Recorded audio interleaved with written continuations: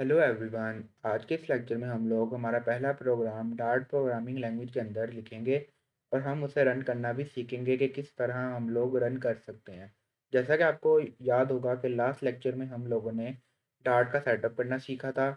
हम लोगों ने डिफरेंट कोड एडिटर्स का सेटअप किया था, like VS code and Android studio.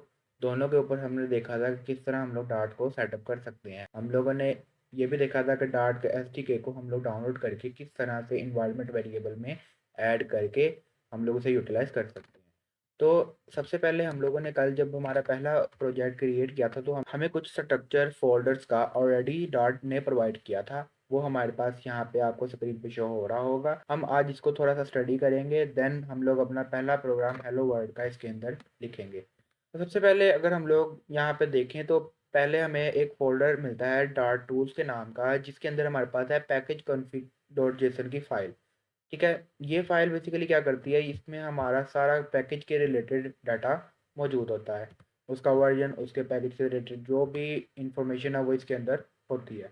Next हमारे पास है फ़ोल्डर बिन का।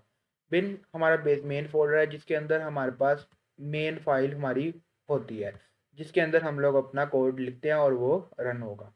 नेक्स्ट हमारे पास आता है लिब का फ़ोल्डर। लिब का फ़ोल्डर बेसिकली वो फ़ोल्डर है जिसके अंदर हम अपने रीयूजेबल फंक्शंस को लिखते हैं, जो हम लोग हमारे प्रोग्राम में डिफरेंट जगह पे इंपोर्ट करके यूज़ कर सकते हैं। नेक्स्ट हमारे पास आता है टेस्ट। टेस्ट का फ़ोल्डर बेसिकली इस वजह से प्रोवाइड किया जाता है कि हम लोग इसके अंदर वो फंक्शंस लिख सकें जो हम लोग टेस्ट करना चाहते हैं कि क्या वो एक्सपेक्टेड रिजल्ट प्रोवाइड कर रहे हैं कि नहीं कर रहे। उनको हम लोग यहाँ पे टेस्ट कर सकते हैं। नेक्स्ट हमारे पास गिट इग्नोर का फ़ोल्डर है, जो बेसिकली इसलिए यूज़ किया जाता है कि अगर हम लोग हमारा कोड गिटहब के ऊपर अपलोड करते हैं तो इस फाइल के अंदर जो चीज़ें ऐड की होंगी हमने, जिन फ़ोल्डर्स का नेम या जिन फाइल्स का नेम हमने ऐड किया होगा डॉट गिट इग्नोर में, वो हमारी गिटहब पे पुश नहीं होगी। गिट क्या करेगा, उसे इग्नोर कर देगा। देन हमारे पास आता है change log dot M D. Change log dot M D ये करता है कि यहाँ पे हमारे पास जो चेंजेस हो रहे हैं हमारी एप्लीकेशन के अंदर, उनका एक लॉग क्रिएट करता है। देन हमारे पास आती है पबस्पेक डॉट लॉग। इसका क्या काम होता है, ये बेसिकली जो हम डिपेंडेंसीज इसके अंदर हमारे ऐड करते हैं उनके वर्जन्स को ये लॉग कर लेता है, जिससे ये होता है कि हमारे डिफरेंट डिवाइसेस के ऊपर प्रोग्राम जो है वो कंसिस्टेंट रहता है। देन हमारे पास आती है पबस्पेक डॉट यामिल। ये फाइल मेन हमारी फाइल है जिसके अंदर हमारी सारी डिपेंडेंसीज जो हैं वो ऐड होती हैं। अगर हमने कोई थर्ड पार्टी लाइब्रेरी यूज़ करनी है या पैकेज यूज़ करना है तो वो हम लोग यहाँ पे ऐड करेंगे, देन हम उसको यूटिलाइज कर सकते हैं हमारे प्रोग्राम के अंदर। देन हमारे पास लास्ट फाइल है रीडमी डॉट एम डी। ये हमारी फाइल है जिसके अंदर हम अपनी प्रोग्राम की इन्फॉर्मेशन लिख सकते हैं। ये सिर्फ रीडिंग पर्पजेज़ के लिए होती है ताकि हम लोग इन्फॉर्मेशन दे सकें अदर दूसरे लोगों को कि हमारी फाइल या हमारा प्रोग्राम किस बारे में है।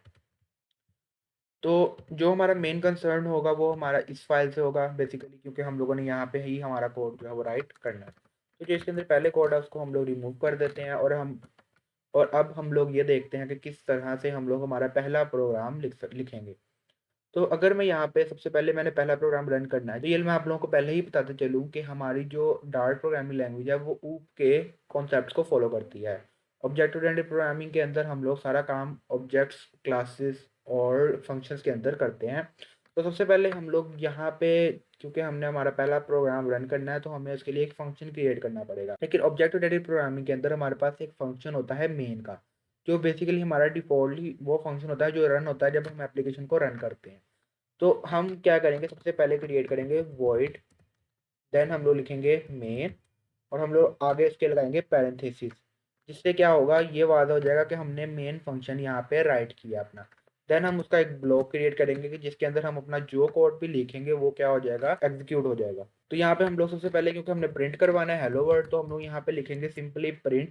देन हम उसके आगे लगाएंगे पैरेंथेसिस। देन हम लोग यहाँ पे लाएंगे डबल कोट्स क्योंकि हमने स्ट्रिंग प्रिंट करवानी है। और हम लोग यहाँ पे लिखेंगे हेलो और यहाँ पे हम लिखेंगे वर्ड। तो सबसे पहले हम लोगों ने अभी के लिए क्या किया, हम लोगों ने एक फंक्शन क्रिएट किया मेन का। ठीक है, वॉइड बेसिकली क्या बता रहा है, उसकी रिटर्न टाइप के हम लोग कुछ रिटर्न नहीं करवा रहे फंक्शन से। देन हमने उसके आगे फंक्शन का नेम बताया कि यह है हमारा मेन फंक्शन। ठीक है, तो जब भी हमारी एप्लीकेशन रन होगी डार्ट बाय डिफॉल्ट किसको रन करेगा, हमारे मेन फंक्शन को। ठीक है, और मेन फंक्शन में हमने क्या लिखा है, हेलो वर्ल्ड। तो हमारा हेलो वर्ल्ड क्या हो जाएगा, प्रिंट हो जाएगा।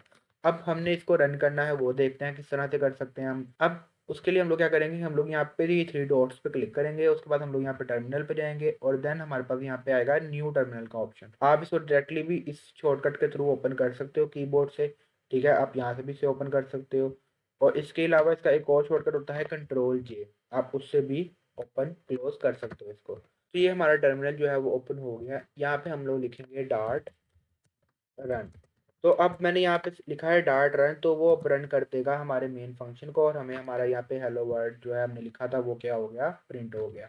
तो हमने यहाँ पे इसके अंदर प्रिंट स्टेटमेंट के अंदर हेलो वर्ल्ड जो लिखा था वो हमें यहाँ पे कंसोल पे क्या हो गया, आउटपुट हो गया। तो यही था आज का हमारा लेक्चर जिसमें हम लोगों ने डार्ट के फोल्डर स्ट्रक्चर को देखा कि किस क्या हमें dart by default he provide करता है और साथ ही साथ हम लोगों ने हमारा पहला प्रोग्राम हेलो वर्ल्ड का रन करना सीखा कि किस तरह से हम लोग हेलो वर्ल्ड को रन करते हैं डार्ट के अंदर। तो आने वाले लेक्चर्स में हम लोग फर्दर इसकी डाटा टाइप्स, इसके conditional structures, loops, arrays, different चीज़ों को देखेंगे। मैं उम्मीद करता हूँ आपको आज का लेक्चर समझ आया होगा। अगर आपका कोई क्वेश्चन हो इसके रिलेटेड आप कमेंट सेक्शन में पूछ सकते हैं। तो मैं मिलता हूँ आपसे अगली वीडियो